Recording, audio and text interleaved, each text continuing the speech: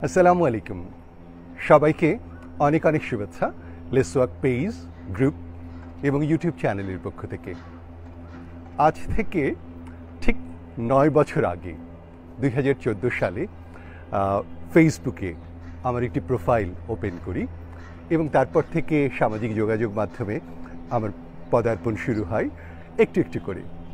খুব একটা বুঝতাম না প্রথম দিকে, একটু একটু করে বোঝা শুরু করি। আর আজ থেকে মাত্র 1 বছর আগে আমি লেটস ওয়াক পেজটি ওপেন করি এবং তারপর ধীরে ধীরে একটু একটু করে সামাজিক যোগাযোগ মাধ্যমে নিজেকে জড়িয়ে নেবার চেষ্টা করছি। খুব একটা যে বুঝি এখনও তা বলবো না, আমার বন্ধুরা মূলত আমাকে সহযোগিতা করে এবং সেই সাথে আমার বড় ছেলে আইমান সাদিক, প্রতিনিয়তই তার সহযোগিতা লাগে। এই জেনারেশন, সুতরাং ফেসবুকে, ইউটিউবে, মোবাইলে তাদের অ্যাক্সেস অনেক বেশি। ব্যাপারটা ভালো হচ্ছে কি খারাপ হচ্ছে দ্যাট ইজ ডিফারেন্ট আলোচনা, এ বিষয়ে অন্য একদিন কথা বলবো। কিন্তু আমি ওর সহযোগিতা পাই।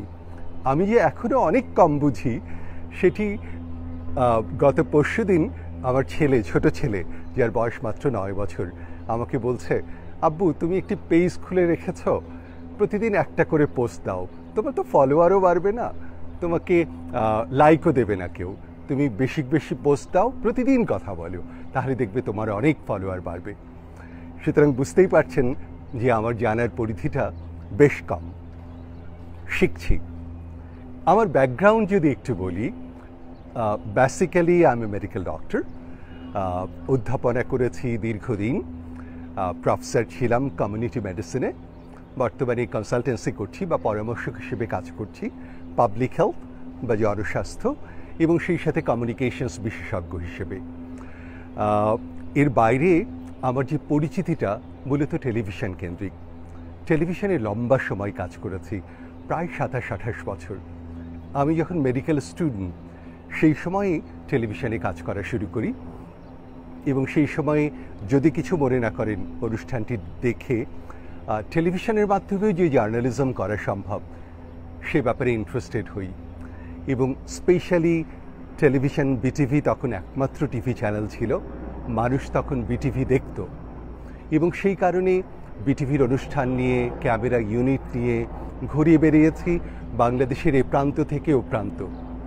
বিটিভিতে টানা 18-19 বছর কাজ করেছি এবং সেই সময়ে বাংলাদেশের প্রায় প্রতিটি জেলায় গেছি, 250 উপজেলায় গেছি এবং তারপর এটিএন বাংলায়ও প্রায় 10 বছর টক শো করেছি, খেলার জগৎ করেছি। বিটিভির যে খেলার জগৎ অনুষ্ঠানটি ছিল সেটির কন্টিনিউয়েশন হিসেবে এবং সারা বাংলাদেশ ঘুরে বেরিয়েছি। এটি আমার প্যাশন ছিল, আমার ভালোবাসা ছিল এবং স্পোর্টসের প্রতি আমার কমিটমেন্টের জায়গা থেকে কাজটি করেছি। পরবর্তীতে যখন টেলিভিশন থেকে আস্তে আস্তে নিজেকে সরিয়ে আনি, আজ থেকে 7 বছর আগের স্টোরি, তখন অনেকেই বলেছিল যে আপনি সামাজিক যোগাযোগ মাধ্যমে কেন একটি পেজ ওপেন করবেন না এবং কেন নিজেকে সামাজিক যোগাযোগ মাধ্যমে জড়িত রাখবেন না। তখন মনে হয়েছে মেইন স্ট্রিমে কাজ করেছি, সামাজিক যোগাযোগ মাধ্যমে কাজ করব, অতটা গায়ে লাগাইনি। কিন্তু আই ওয়াজ রং।